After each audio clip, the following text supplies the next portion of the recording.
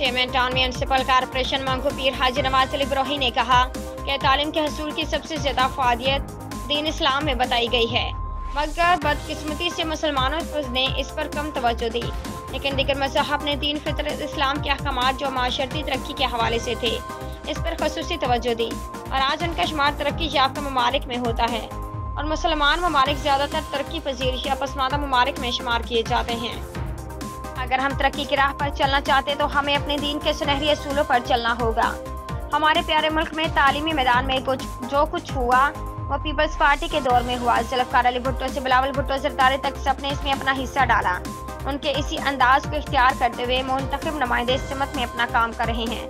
मेरे कराची मुर्तज़ा वहाब सदीकी की अमली खदमात इस हवाले से सबके सामने हैं।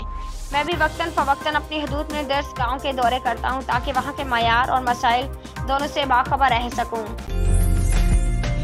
उम्दा में पकाएं और जी भर के खाएं।